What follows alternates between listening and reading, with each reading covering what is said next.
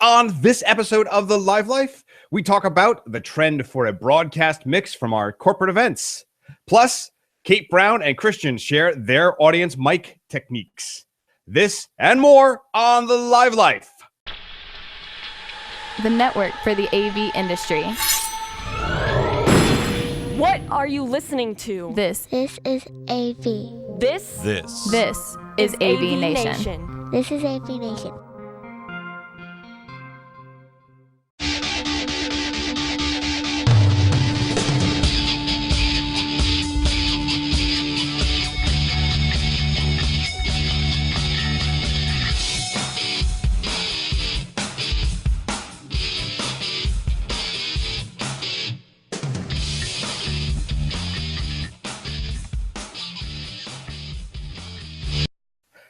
And welcome to another edition of The Live Life. Hi, guys. I'm George Tucker, your host today. And we've got a special show. It's a host-orama. We're going to be actually talking with two of the hosts of The Live Life show about something we've been encountering, well, more and more in our shows. That is the need for a broadcast mix from our live event. But before we get to that, let me introduce who we're talking to today. From host one, of course, Christian Samuelson. He is from Epic AVIT, and of course, host number one of The Live Life. How are you, sir? I'm well. How are you, George? All right. And of course, joining us, one of the new hosts of The Live Life, that's Kate Brown from World Stage. How are you? Doing great. How are you? All right. So let me start this conversation off because it's something that one of our other hosts, Russell Cowan, actually came up with and suggested. We're used to understanding that there's something called a broadcast mix for like made for TV events. That's the Super Bowl halftime show, a concert, some large event that is of interest to the broadcast news and the broadcast in general. But we're seeing more and more requests for an additional broadcast mix, whether that's live TV or mixed down to sort of a broadcast environment for some of our more advertising campaigns that we do, or the larger events for a charity.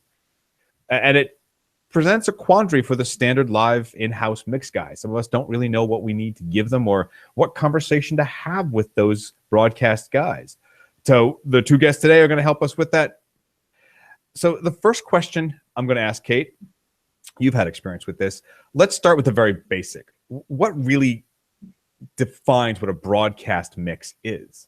Okay, so the broadcast mix is typically the show mixed by someone other than the front of house engineer, and they're mixing for something that's either going out to the web, to television, for people who aren't in the room.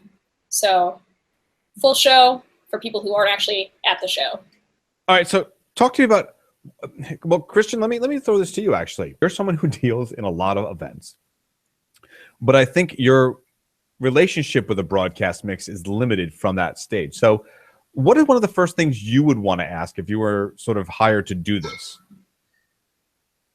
If I was hired to do this, I would probably consult someone who's done it before.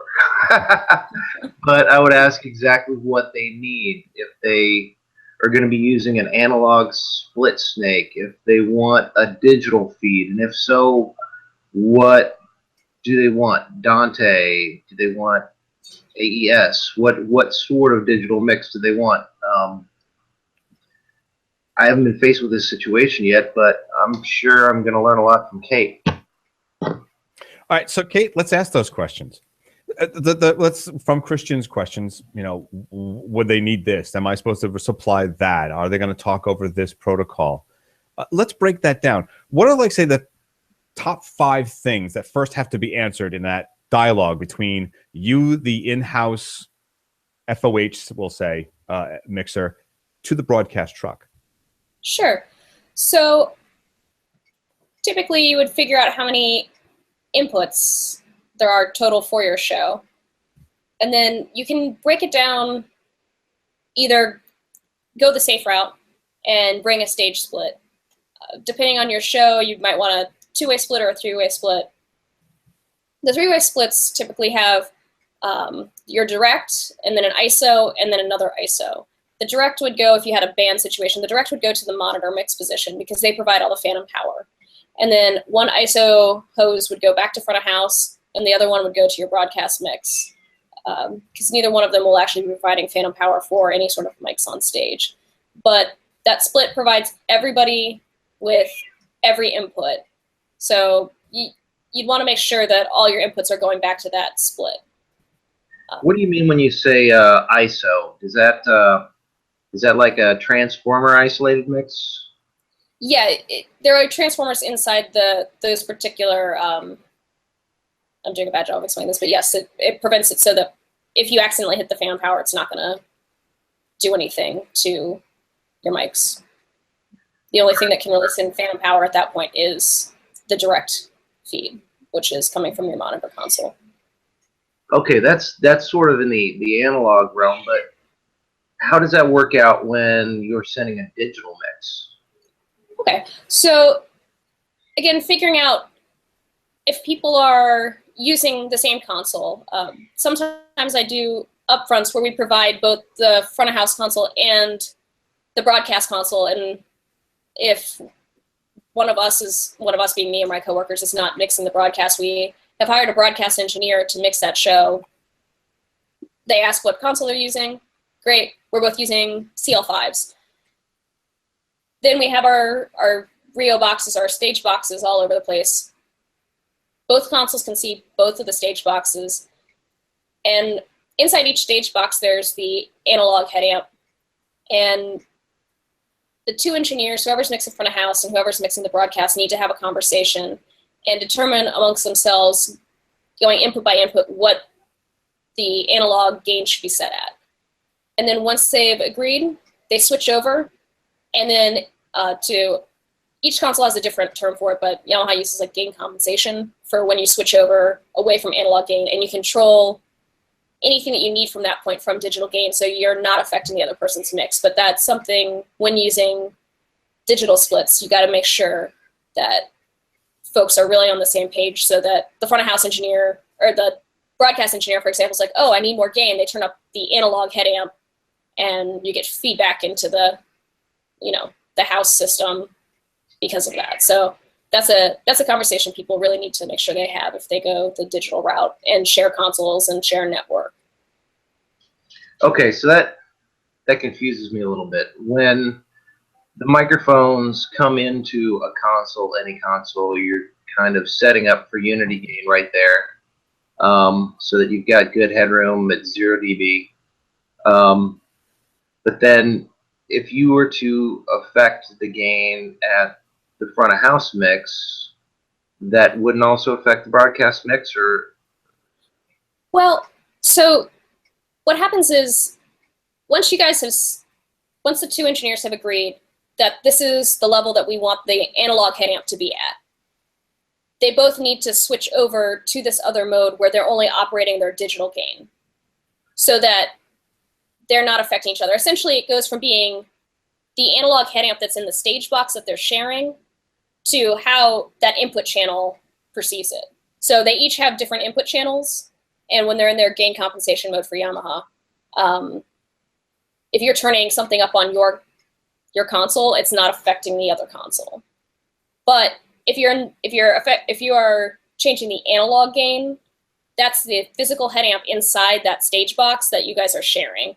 So if you're not in your digital gain mode and you're doing something to the analog gain, it affects both players, which can affect the live mix. So it's really something where it's like you got to go through input by input, make sure that both engineers are happy with where everything is coming in, and then both engineers switch over so that way now they're independently mixing their shows. Okay. If they need to change something, they're not changing the analog gain, which affects both of them. They're just changing something digital on their console. So okay, that answers that question, but that leads me into the second question: is when you're setting up this the digital mix, you've got everything's now in the IP world, right? Mm-hmm. Everything's now considered a LAN device if you're speaking digitally in the digital world. How do you work with the broadcast truck to establish that network? So this is only if people are using if they're both using like Dante consoles, for example, or similar consoles, that's a protocol that's already set up to talk to itself. So all of your Dante devices will show up on your console, and you can go ahead and mount the devices and choose those devices that you want on your particular console. And if the broadcast mix doesn't need a certain Rio, they just don't mount it and they don't put it onto their console. Okay, well, does that guy come to you and say, what's your IP address? Typically, no, because Dante, this is their sales pitch. It just works. But it identifies the different devices when they come online. So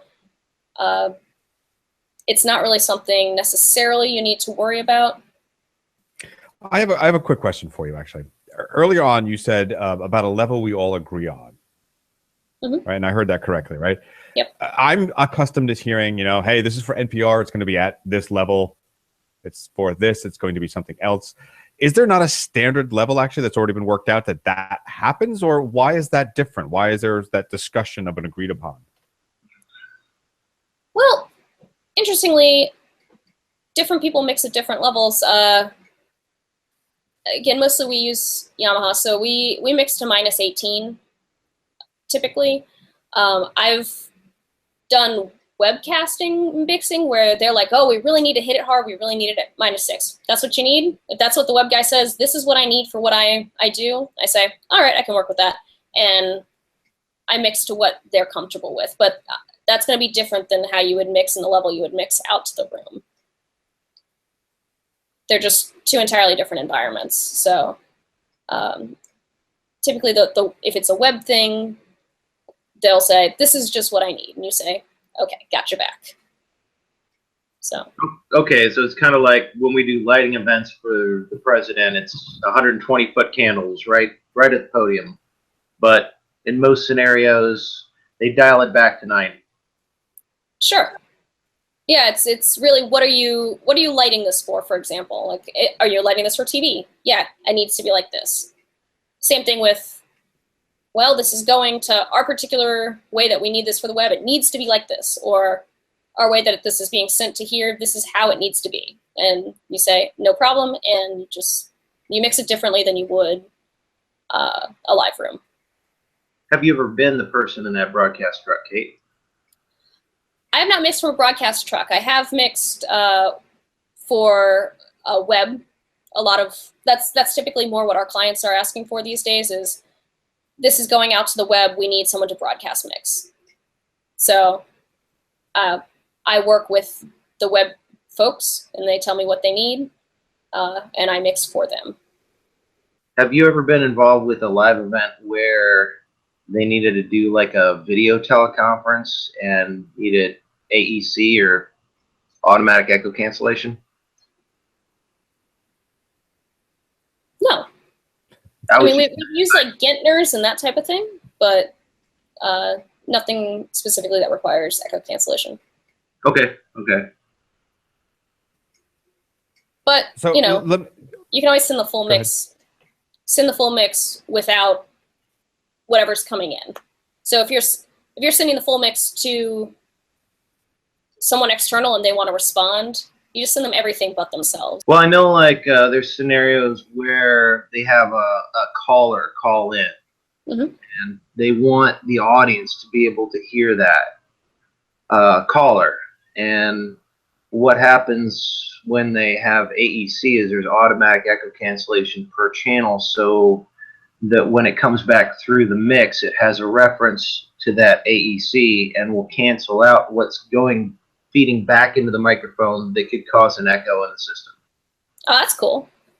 Yeah, I've never come across that, but that sounds great. I was just wondering if how that worked out with live events. I haven't been in that situation before, but I do a lot of the streaming and VTC work. Mm-hmm. So I'm familiar with the AEC. I didn't know if it had been used in live events or how that's used in live events. It hasn't crossed my path yet, but that's not to say it's not used. Okay. Well, let me wrap this up then with the question I started off with for you, Kate. Mm-hmm. Christian's asked some of those questions, Mm-hmm. but give me the top 5 list that I should have as a checklist when I go to talk to that group. So we're going for that first meeting. We're talking about what we need. What are the first, just rattle off for me the first 5 things I need to be able to have an answer for that truck? Sure. Again, how do you want this delivered to you? Do you want just an analog snake? Do you want a digital? Do you need all the inputs? Do you only want specific inputs? Do you have specific audience mics you want? Do you want them put a certain place? Typically, if I'm delivering something to the broadcast truck, they're pretty quick to tell you exactly what they need. So if you've hired a truck to come in and do something, those people are usually super pro, and they'll tell you exactly what they need. But generally having the conversation about how you're delivering audio, how far away is the truck going to be? If you're doing something analog, you don't want to be running, 500, 1,000 feet of copper, because that's not what we do. We want to keep it under 300 feet. But then in that case, you start talking about maybe running something digital and then sending the outputs that way. How far can you go digitally? Is it just Cat 5 standard, 328 feet? Well, or you can do it over fiber depending on your network. If you're using Dante, you can go over fiber, and that can extend your range depending on your parts and pieces for miles. But, again, depends on if you want to go single or multi-mode fiber, what kind of SFPs you're using. But it extends your range far past 300 feet, which, depending on how far away your truck is, that's something to consider. Well, it's probably not going to be that far away, right? Maybe not miles. Usually they're parked right outside the venue. Yeah, but, sometimes, especially with these corporate things, one thing I've run across is, they don't necessarily have, holes blown in the walls to be able to run cable outside immediately. It's just like their room inside their offices, and then you're stuck kind of running out, around, through this door, down a staircase, up a staircase, and it's a very convoluted run sometimes. So especially in a corporate scenario, if it's the first time they're adding this element, making sure you know those cable runs so you can make the best decision for your particular event, to make sure everybody gets what they need without problems. So getting with the house and asking them what Yeah. the cable path is to the loading dock is a top question. Yes. Talk to the broadcast people, but they're going to tell you what they need, and then turning it all around and talking to the house people, making sure you understand the runs. You know what? Actually, I have another thing I'm going to add to what you want to talk to the broadcast people about. Comms. You want to make sure you understand their comm system. If you're just running them and dropping them comms, if they already have a comm system, are you delivering them 4-wire? Do they already have clear comm? How are you going to interface their truck with your show, so that way everybody can hear the stage manager and everybody can make sure that the show goes off without a hitch? So, sometimes it might just be easier for you to run out all the belt packs out to them. Other times it might be easier to deliver them 4-wire audio. The comms are important. They're important, and you got to make sure that's the real thing. Day of, if you forget to ask that question, you get there and you're ready to load in, and all of a sudden nobody can talk to each other. That would be an unpleasant situation to walk into. Does that have to be analog, or is there a digital solution for that these days? Well, there are digital solutions, but typically what I found is the easiest way to interface for trucks, which I'm involved with one particularly large sporting event and helping out with the comms for that and integrating that with the trucks. And honestly, the way that we've found works the best is to just go 4-wire, which is, it just turns the comms and it takes out the power and just makes your talk a send, makes the other people's talk a return to you.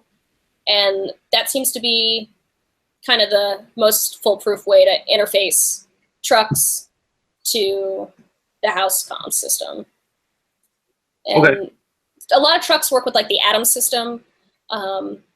So that can take 4-wire in typically. And that really seems to be the most foolproof way to make that handshake happen.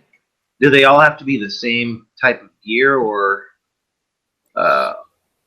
If you go 4-wire in and if you can take 4-wire and they can take 4-wire and you've got the parts and pieces to take 4-wire, anybody can have anything they want because it just turns it into analog audio.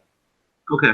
Yeah. So I can have Riedel, you can have Atoms, you can have RTS, you can have HelixNet. Everybody can have whatever makes them happy.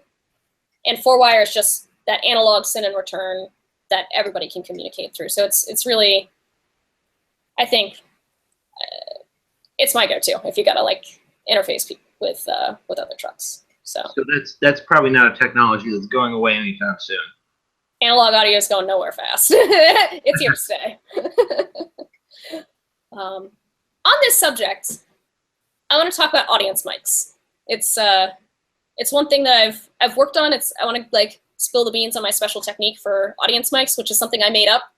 Other people might not do it this way, but when you do a broadcast mix, you always want to make sure people can hear the room, the clapping, maybe like a cough, whatever, so they know that it's a live room and we have an audience. But you don't want to sit there and like chase audience mics around when people are clapping. And you don't want to just leave them open all the time when, because you don't want to catch like random background noises if someone's on stage trying to talk. You don't want to be fighting your audience mics. So the little technique that I've developed for myself, which other people can test if they want, I put a gate on it. I leave the mics open the whole time. I put a high gate on it so that when it's just random noise in the background, the gate's not open. But as soon as people start clapping and get real loud, the gate opens up, and then I put compression on the other side of it just so it doesn't get out of control. And then that way you can leave those faders up, and then you don't really have to worry about it. Put those faders maybe on a different, a different layer. Mix your show. You don't have to like sacrifice any faders on your top layer to that. And it kind of manages itself. You got to make sure you spend the time making sure you got the clapping set and settled, but that's how I do audience mics, and it works for me. But since we're talking about broadcast mixing, that's like my favorite thing about broadcast mixing was working out how I did audience mics, I have to say.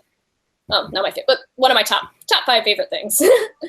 So you worked that out in the pre-show, like the warm-up act before it goes live? Yeah, as part of like the setup for the type of events that I do, there's usually like a setup day for that type of thing because there's a lot of moving parts. And during that whole moving parts, I get like a couple people at the end of the day, oh, go clap near the mics. And I figure out what that threshold is that the gate should open up. And just dial that in real quick and compress it so it doesn't get out of control on the other end.